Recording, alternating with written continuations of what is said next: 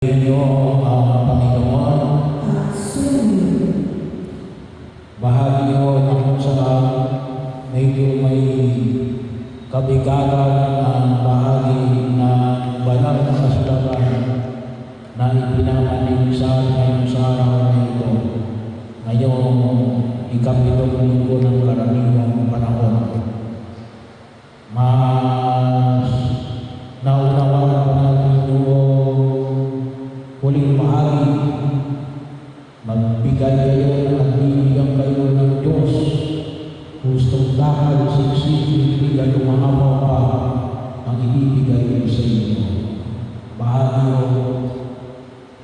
na palagi natin narinig. Pero huwag natin kalimutan na ang basihan nito ay dapat maunawaan natin yung buong salaysay na ipinahayag ngayon sa Ebanghelyo. Alin yun? Yung suntulan na ibigin mo ang iyong kaaway. Medyo mahirap, pero bahagi yun kung saan ay nais namin pagpapililayan yun.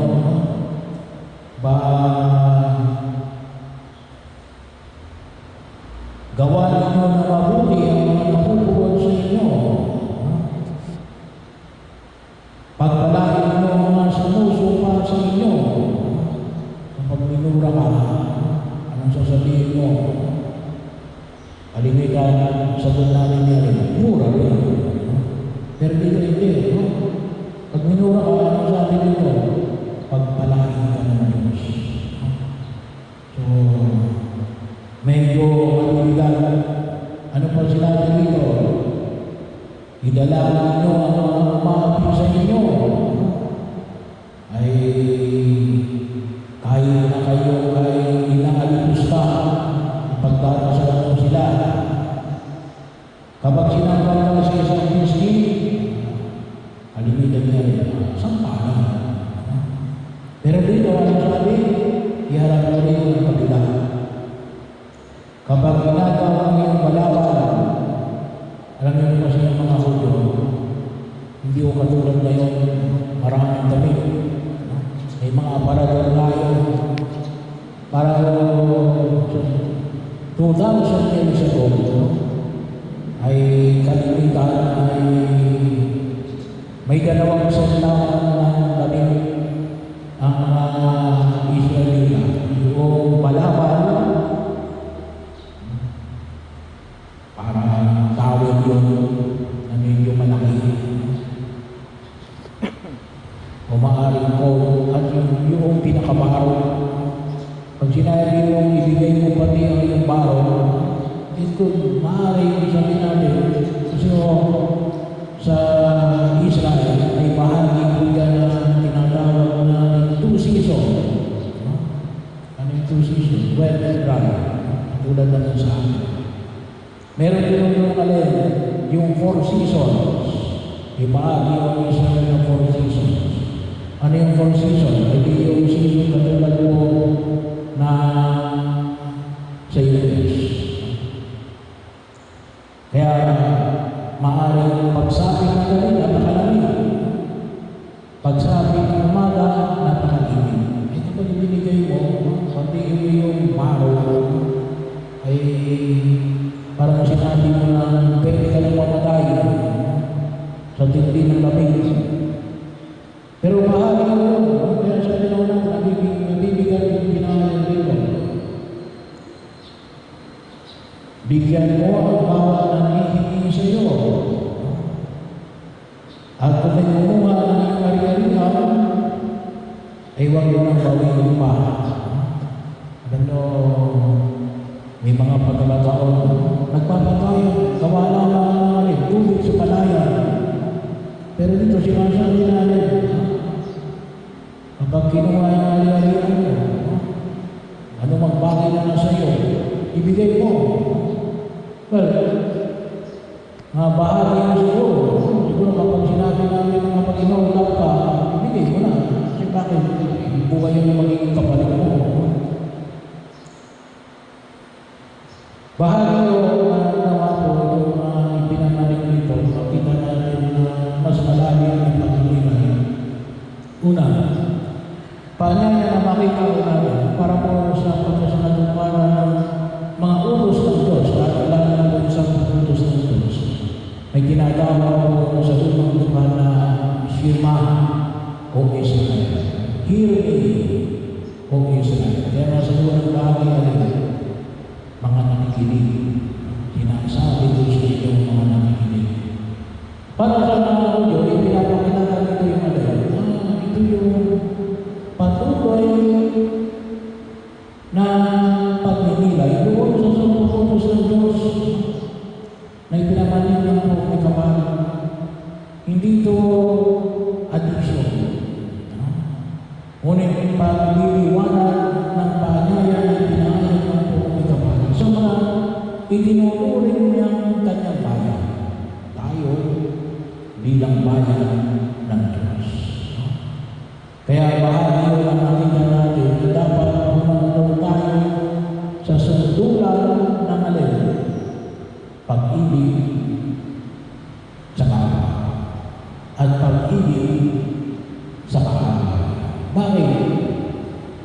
Una, sapagkat bahagi ng pag-ibig sa alin ay tayo ay mabuti. Tayo mga anak ng Diyos. Tayo ay mga kapatid ng ating Panginoon sa Kristo. Bahagi yun. Hindi ka lang mabuti. Ang kaya sabi nito, na pagtulad natin sa Diyos na mabuti sa mga masasama at sa mga mabuti. Hindi ka lang mabuti sapagkat ginawa ka ng mabuti. Gagawin mo yung mga bagay nito kahit na ginagawa ka ng masama bagay. Mabuti ka eh. Anak ka ng Diyos. Bahagi ito na kung saan nakita natin. Kaya, yung mga ipinamanig rito, ay gagawin natin. Hindi sapagkat, sabi namin yung umisa, sinasabi namin na, mabuti lang ako kapag kaharap ko'y mabuti. Hindi, yung sinasabi na yung sisiyanin, mabuti ka. Maging mabuti ka. Kahit ginagawa ka ng masama. Bakit? Mabuti ka. Kasi kung ikaw ay ginagawa ng masama at ikaw ay naging masama, depende sa ginagawa sa iyo. So hindi ka talaga mabuti. Masama ka. Kasi kaya kang pasamahin ng mga nasa paligid mo. Yung hamon na pinamamalig ng pagkakapal, anak ka ng Diyos. Kaya hindi mo pwede maging dahilan na gumawa ka ng masama. Kasi ginagawa ka ng masama. Gagawa ka pa rin ng mabuti kahit ginagawa ka ng masama. Kaya yung mga pinahangin nito ay bahagi ng pagtubo kung saan natin gagawin natin. Dito dapat natin inuugot. Bakit natin nagagawin yan?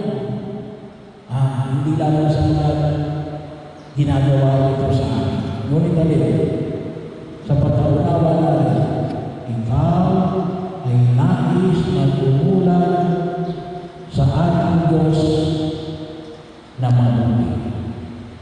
Na gumagawa ng mabuti sa mga mabubuti at sa mga masasama.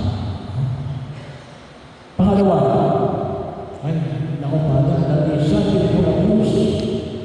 Aabusuin ka ng tao. At baka sabihin natin yan ay pinahayaan natin ang hindi makakaroon ng pagkilos. Kasi ibibigay mo yung lupa mo doon sa mga kumukuha sa iyo at huwag mo lang babawiin. Bahagi lang, baka sinasabi na wala na pala kagagawan dito. At hinahayaan natin sa sarili natin maging biktima ng karahasan at ng kawalayan. Hindi. Dahil bakit natin gagawin natin ito? Hindi dapat sapagkat natatakot tayo sa mas malaking problema. Kung ganyan, ba't natin ginagawa ito?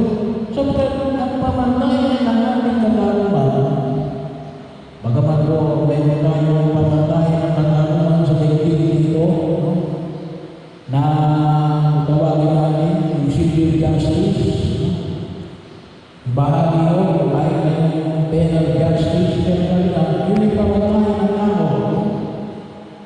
makita natin at inanais natin na nawa ay pamanin ng tao yung batas na pinamamanin ng Diyos. Mayroong katarungan.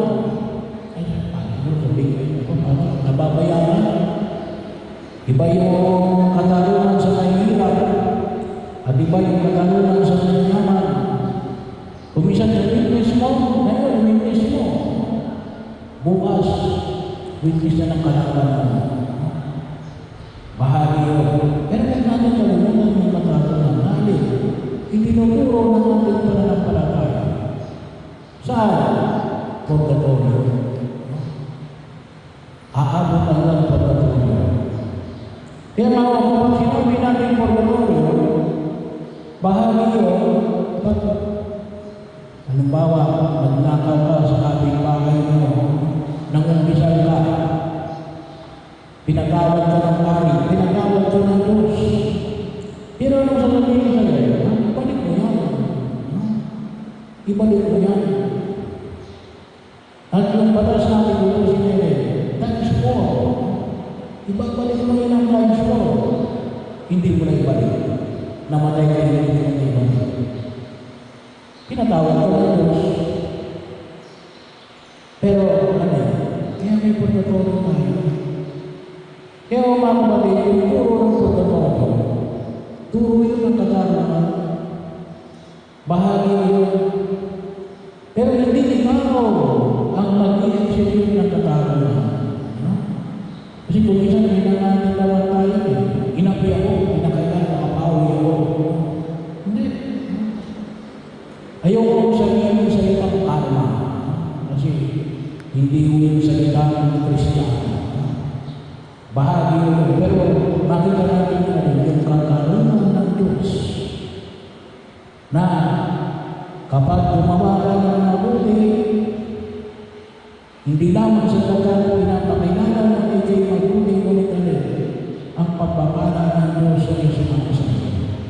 At kapag gumawa ka ng masama, may kaparusahan dito sa lupa at doon sa kabilang buhay. Kaya nga may mga tayo tinatawag natin, generational sin. Yun yung turo ng original sin. Kasalanan pa na. Kaya kung may sinasabi nito, bakit ako naghihirap? Maaaring ka, wala kang kasalanan. Pero kasalanan na talaga. Generational. Na ipapakasal ko. Hindi lamang ang kasalanan, kunin yung kaakibat ng kasalanan. At ganun din yung kamala. Pero ito yung sabihin na hindi mo natin pinanabahagi na walang katarungan. Sa pinahay ng hindi. Mas malalim na pagkaunawa ng katarungan na hindi na itinuturo ng alin ng ating pananampalataya, lalong-lalo na ng purgatorio. Pangatlo, mahirap yung mata. Hindi kaya ng tao yan. At talagang mahirap ito. Hindi talaga kaya ng tao. Pero kaya ng tao kapag kasama ng Diyos. Yun ang pinangawalan natin. Tayo mga anak ng Diyos. Yun ang pagkakaita natin. Tayo ay kapatid na natin Panginoon sa Diyos. At ibigay natin sa biyaya ng Espiritu Santo na itong mga bagay na ito ay